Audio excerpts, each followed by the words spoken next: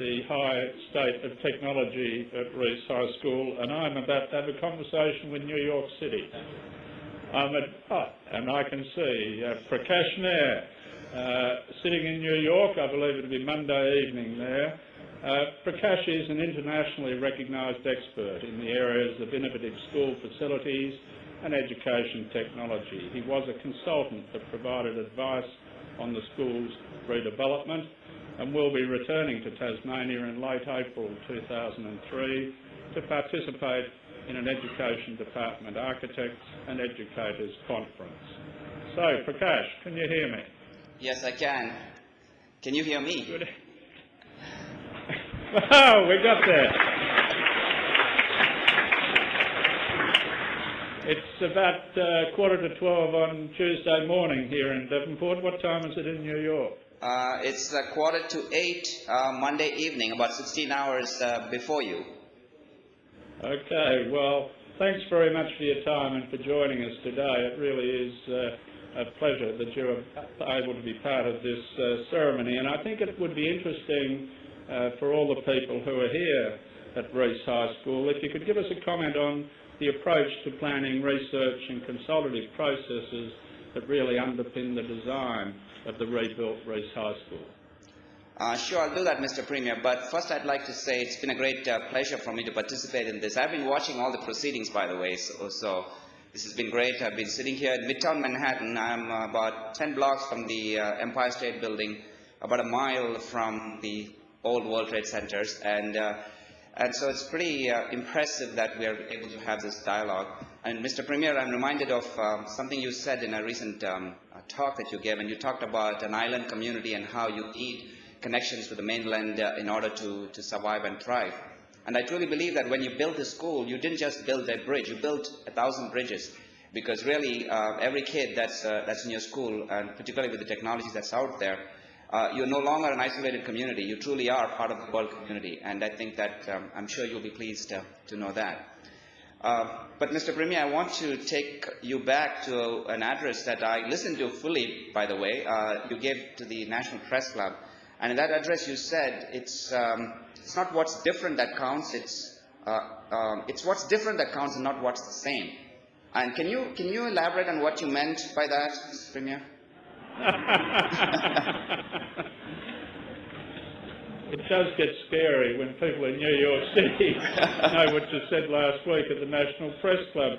It does show, though, doesn't it, how we are all part of a much closer world in lots of ways. It's only a few weeks ago I was in New York City. What I really meant, Prakash, was it seems to me with the internet, with all the media today, here we are, people in New York City and people here in Devonport are watching the unfolding of the war in Iraq, both of us watching it live on television. It just seems to me that more and more what goes on around the world, particularly in big cities, it's very much the same. I think to get noticed and to really benefit from what we have that's special, we do have to emphasise what's different about Tasmania. We don't just want to be the same. We love New York City, but we don't want to be the same as New York City. And I can understand why. But Mr. Premier, I think that point is well taken, because I think that in the past, these differences of Tasmania, where many people saw those differences as weaknesses, and I think you're pointing out quite correctly that these differences can actually be strengths. And basically what you're saying to people is that part of this challenge is to change your perception. And I think if you believe in yourself, what you're saying is that then others will begin to believe in you. And I think you're beginning to demonstrate that very clearly with the way the policies of your government.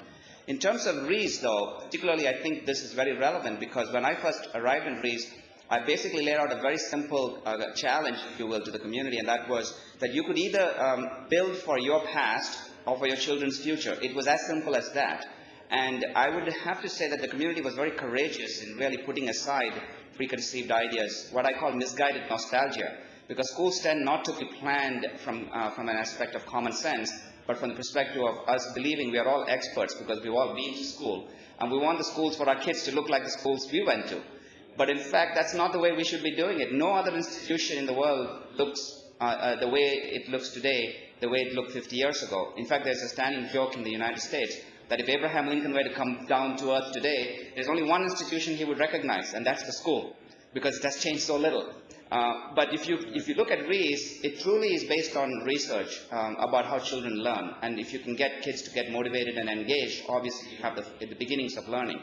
But beyond that, I think I should mention that this would not have been possible but for the fact that the government was steadfast in its commitment to seeing this through, and that they did not falter throughout this process. And in fact, Education Minister Paula Reid actually read the signature and the vision statement, which remarkably has not changed. And the school that you see before you today is exactly what we promised the community they would get. And I think in that regard, it makes this school very different than a traditional school plan.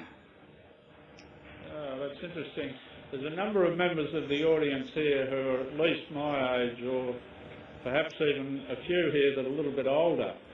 And I think they would see a very big difference here at Reece High School now from the schools that we went to.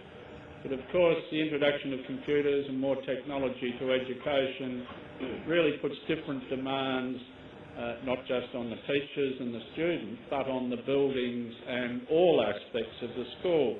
So of course, Reece is a very significant project here in Tasmania, and particularly here in Devonport. But could you comment on the significance of the project from a national and an international perspective?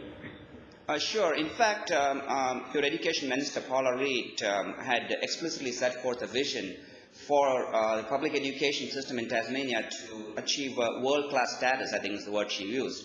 At that time, I'm sure people were somewhat skeptical of why Tasmania, of all places, should have a world-class education system. But the reality is that Reece, if you look at it today, truly is a world-class school. And I'm not just saying that. I can give you a couple of examples of why this is true.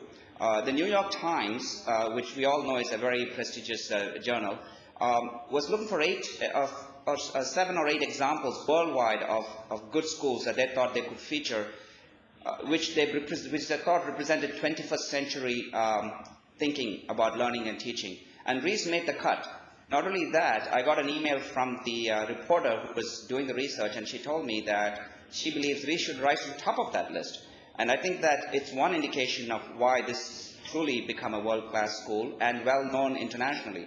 Beyond that, I don't know if you're aware, but your staff have been traveling around Australia, sharing this experience, this wonderful experience with the rest of the country. And in that sense, it has achieved a sort of a leadership position. And in fact, Tim Goulet from your staff is going to be accompanying me on a series of seminars and workshops in New Zealand to help them plan a series of new schools. So clearly, I think you have established a leadership position here. That's great, and I see in my speech notes it says that the school won an award too. Perhaps you could tell us something of the profile of this award and what the context was of Reece High School winning the award. Well, even though you say Reece High School won the award, really the award should go to not just the buildings, obviously, but all the people who made this happen. And it would be remiss of me not to mention people like Tim Doe and Tim Goulet, Lyle Catlin, Andrew Ghosh, obviously the Principal Sherry Worthington and her staff, all of whom I met, and of course the students of Reece that made it all possible. But the award that Reece won was a Design Share Award, and it really is recognized as not just good school design, but school design that connects school facilities to the learning philosophy. And they truly believe that Reece does that. And as you yourself mentioned, Mr. Premier, there were 85 submissions from 13 countries. Many of them projects had already been built. So it was quite interesting that Reece, that was still in construction, managed to snag this award. And also, you mentioned a budget of about 10 million Australian dollars. That translates to about $6 million US dollars, I think. I don't know what the current rate of exchange is. But if you think about the fact that many of the... Yeah, right. Many projects in this group had actually spent over 50 million US dollars. So what I'm saying is that good ideas won over lots of money, in other words. So I think that that's truly a credit to both the ideas and the design itself. And what do you think are the key differences comparing Reece with other more traditional subject-based curriculum schools? Mr. Premier, I think it starts with the idea of essential learnings, which is a framework that Tasmania has adopted, and it's a bold redefinition of education. And it's defining education in 21st century terms, not in the old industrial model. There are 3 pieces to this. The first piece is rigor. In other words, curriculums and studies today in school have to be much more rigorous than they used to be in my time and perhaps in your time. And it is because students have to know more than what's in a textbook. They have to know more than just spitting something out on a test. It also has to be very relevant. There has to be connections between what students are learning and the real world that they're going to graduate into. And finally, relationships are very important. The way Reece is set up, both organizationally and the physical design, it encourages positive relationships between students and between students and teachers. And these three components, rigor, relevance, and relationships, makes Reece very special.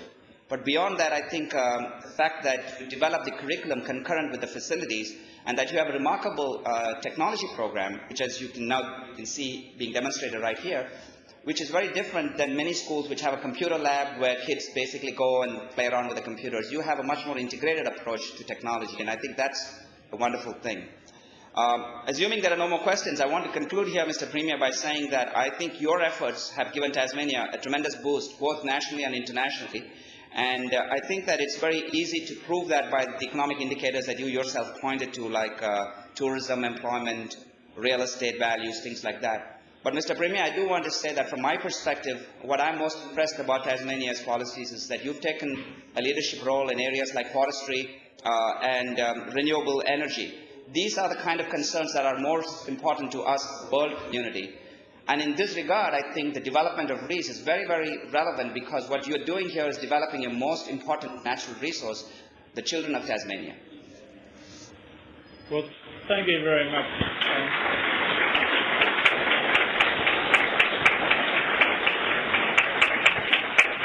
Thank you very much for those comments, Prakash, and can I thank you on behalf of everybody here for joining with us today on what is a very happy day here in Devonport. We send our thoughts and our very best wishes to you and all your friends and colleagues in New York, and we look forward to seeing you back in Tasmania in about a month's time for the conference then. But can I ask everyone here again to thank Prakash for joining us today.